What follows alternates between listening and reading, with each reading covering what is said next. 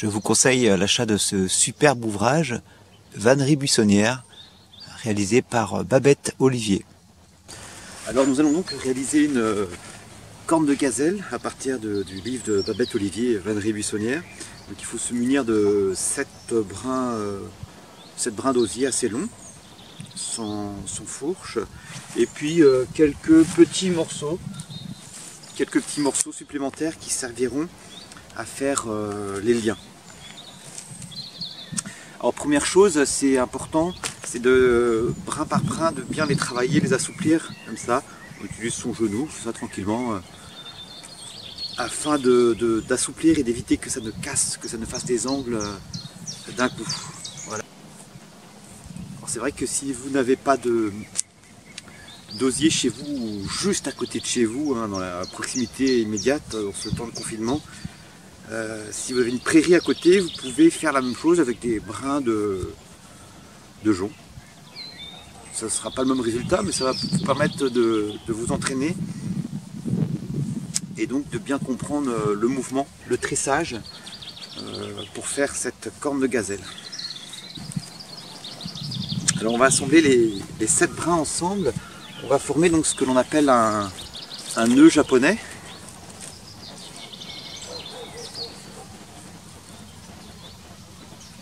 Donc on va passer au centre des 7 brins,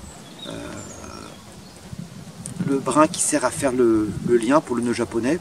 On le passe 4 brins d'un côté et 3 de l'autre, logique. C'est le début qui est un petit peu dur, voilà. L'idée est la suivante.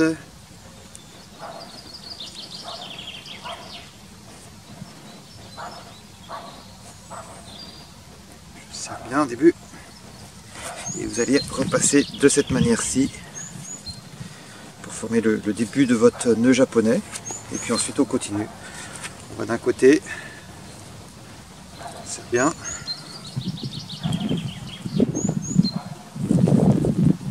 De l'autre, on voit comment le nœud japonais est en train de se former. Voilà, mon lien aurait pu être un peu plus long, comme ça j'aurais pu faire quelques tours supplémentaires. Là je vais être obligé de m'arrêter là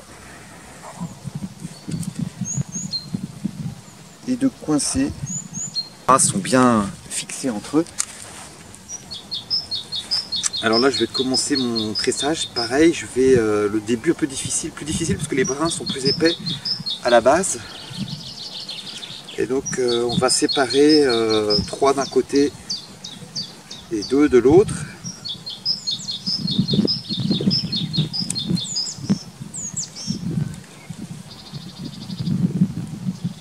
Le brin, à chaque fois j'aurai un brin plus à gauche, je vais le ramener dans celui de droite, et celui qui est le plus à droite, je le ramène vers la gauche.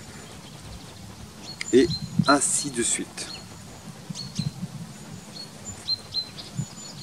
Et celui le plus à droite, ça va être celui-ci, tac, je l'amène dessus. Et je plie, je ramène vers la droite. Je prends de nouveau celui qui est le plus à droite, je l'amène dessus, je plie, je ramène dans le faisceau. Voilà, j'essaye d'être assez régulier pour que ça fasse un joli tressage.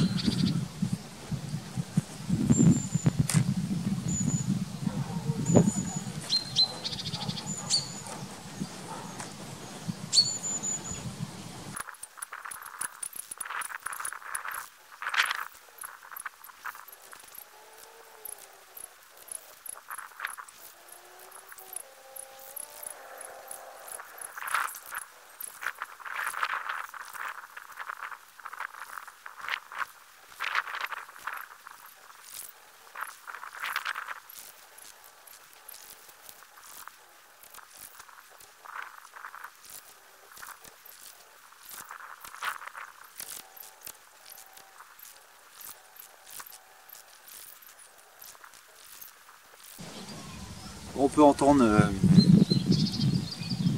le pinson, la mésange bleue, on peut voir une maison charbonnière dans les parages. Ce matin il y avait une linotte mélodieuse qui chantait aussi. Alors de la même manière ici, on peut faire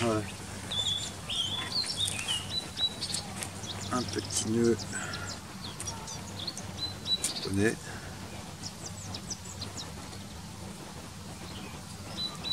Un peu plus fin, c'est sec, c'est brun. Deuxième nœud japonais réalisé qui va bloquer la réalisation pour couper donc cette fasse plus nette. Et voilà donc la corne de gazelle. Ceux qui voudraient revoir de plus près la technique du nœud japonais, vous divisez vous passez au milieu si vous voulez votre lien entre deux groupes de bâtons comme ça, voilà. Ensuite vous le ramenez autour de la tige. C'est le début qui est un petit peu dur toujours. Vous voyez, première étape, ça donne ça. Je me vois à l'envers, c'est pas évident. Je repasse de l'autre côté, comme ceci. Je suis obligé de tenir en même temps, donc je cache un peu le travail, mais vous voyez, je vais arriver par l'autre côté, là, comme ça. Voilà. Et puis après, il n'y a plus qu'à, tout en serrant bien. Hein.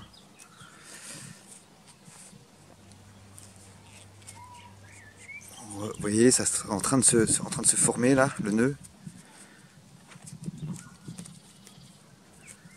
Voilà, d'accord.